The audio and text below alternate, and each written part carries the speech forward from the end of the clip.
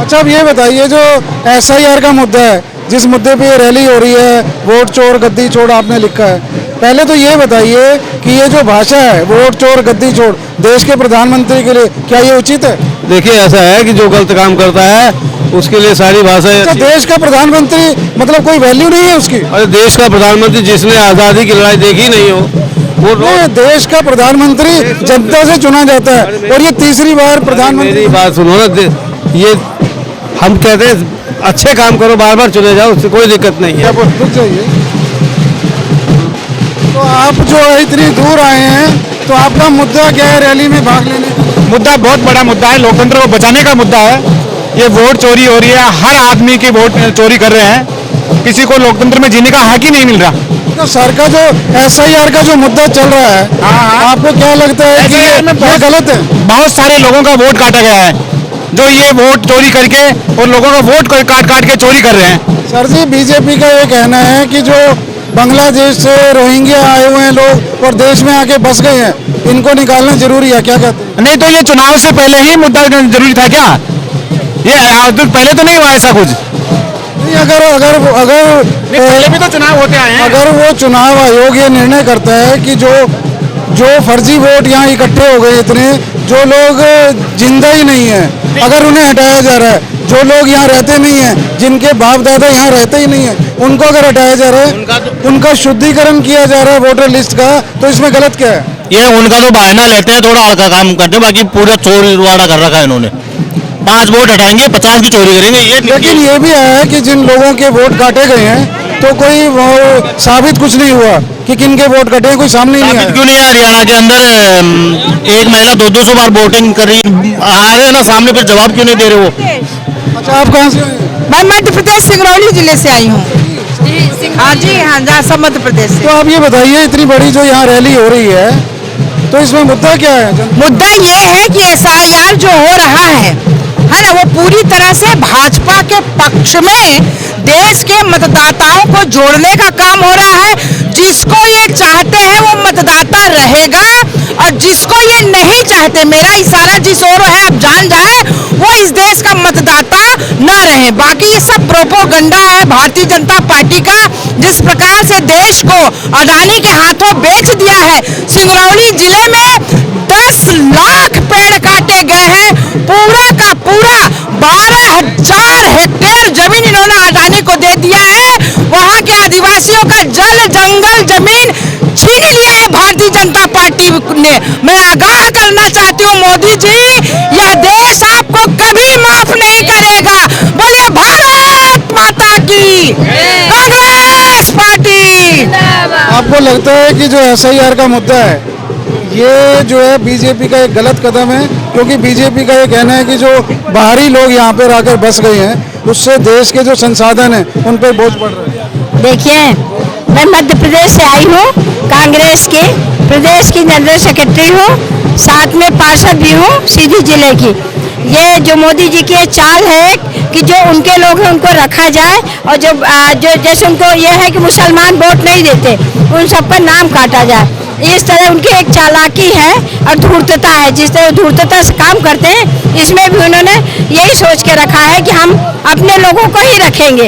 इसमें साधारण जनता को बहुत, हम लोगों के परिवार में 10-10 लोग हैं, 2-2, 3-3 लोग बचे हैं, सबका नाम 93 में किसी का था ही नहीं, 83 नहीं, 2003 से ले रहे हैं। 2003 में तो बहुत छोटे छोटे, अब उनको कहीं है, कहीं शादी हो गई, कोई अमेरिका में है, कोई इंडिया में, कोई उसका नाम ही नहीं याद पा रहा है। उनकी जमीन यहाँ है, वो यहाँ के बासिंदा है, वहाँ ग्रीन कार्ड नहीं मिला, यहाँ से भी काट रहे हैं, वहाँ से भी काट रहे हैं। तो अब ये देखिए, बिहार में जो चुनाव हुए उसमें 60 लाख लोगों के मतलब नाम हटाए गए, लेकिन आश्चर्य की बात तो ये है कि कोई भी सामने नहीं आया जो ये शिकायत करे कि हमारा गलत नाम काटा गया। इनकी इतनी दहशत है कि इनके उसमें सब कोई दहशत में डर जाते हैं। दहशत लगती है आपको? बिल्कुल दहशत लगती है, कभी किसी को उठवा लेते हैं। औरतें कहाँ सुरक्षित हैं? बहुत वायरल हुई हूँ, मेरे हाथ से पर्स लेके रीवा में भाग गए कि मुख्यमंत्री की बिटिया के पर्स छीना गया। तो जब इनके उसमें हम लोग नेता लोग सुरक्षित नहीं है, आम जनता कैसे बोल सकती है? इनकी बहुत दहशत हो गई, गुंडा राज हो गया है। अंडानी अंबानी और मोदी और अमित शाह, इनकी जोड़ी परफेक्ट हो गई है। बिल्कुल हम लोग तो बहुत डर रहे हैं इनसे। देखिए एक ये सीरियस मुद्दा है देश के लिए कि जो कई प्रदेशों में डेमोग्राफी चेंज हो गई है।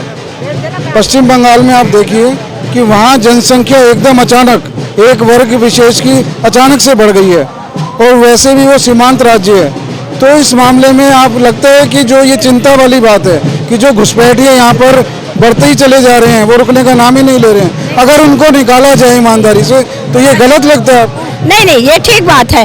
पश्चिम बंगाल से हटा सकते हैं क्योंकि हम बांग्लादेशी और बाहरी घुसपैठी पाकिस्तानी भी कर रहे हैं, लेकिन जो ये छोटे छोटे गांव में हटा रहे हैं, मध्य प्रदेश के गांव में जंगलों से आदिवासी हरिजन उन सबका नाम काटा जा रहा है, ये बहुत ही गलत है। वहाँ पे तो मैं मान सकती हूँ, वहाँ सही है। ये बताइए इस रैली में भाग लेने के लिए दिल्ली से आए हैं? मैं दिल्ली से ही आया हूँ और बादली विधानसभा से आया हूँ। बादली विधानसभा से आया हूँ। 15 लाख रुपया 15 लाख नौकरियां कटे। और बात यह कि हमें बड़ा दुख होता है जब सुबह 9 बजे समाचार आते हैं तो हमारा देश का प्रधानमंत्री बोलता है कि मैं हिंदुस्तान के 80 करोड़ लोगों को मुफ्त राशन देता हूँ। इससे जो गरीब लोग हैं, जो मजदूर लोग हैं, उनका अपमान होता है और पूरे विश्व के अंदर ये संदेश जो जाता है वो बहुत गलत जाता है। दूसरे नंबर पर पहले राजा महाराजा होते जनता का भेष बदल के मतलब जनता में जाते थे और जनता की बात सुनते थे, और आज का प्रधानमंत्री मन की बात अपनी करता है, जनता की बात नहीं सुनता है। आज देश के अंदर जो बेरोजगारी बढ़ रही है, महंगाई बढ़ रही है, उस पर कोई चर्चा नहीं है। नौकरियां नहीं मिल रही है लोगों को, और यहाँ तक कि अभी आप देख ही रहे हैं कि वोट चोरी हो रही है, सत्ता में जा रहे हैं। कहने का मतलब है कि तानाशाही जो है, मोदी जो है तानाशाही के रास्ते पे चल रहा है। अच्छा अब ये बताइए जो SIR का मुद्दा है, जिस मुद्दे पे ये रैली हो रही है, वोट चोर गद्दी चोर आपने लिखा है, पहले तो ये बताइए कि ये जो भाषा है वोट चोर गद्दी चोर देश के प्रधानमंत्री के लिए क्या ये उचित है?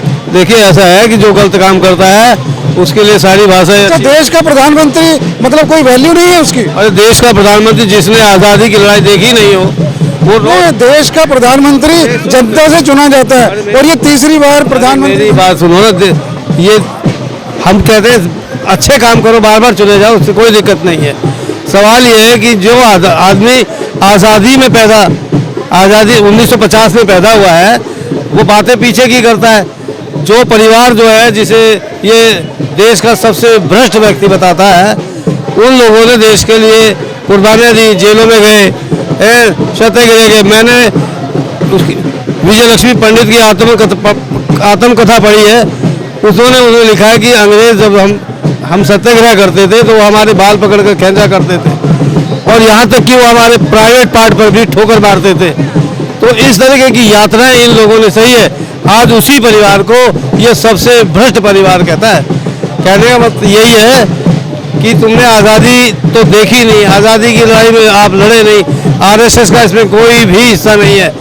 दो विचारधारा हैं, जब दो व्यक्तियों की विचारधारा बदल जाती है तो उनके रास्ते बदल जाते हैं। देश का बंटवारा करने में भी RSS का ही सबसे बड़ा हाथ है, क्योंकि ये हिंदू। ये आपको RSS का हाथ क्यों लगता है?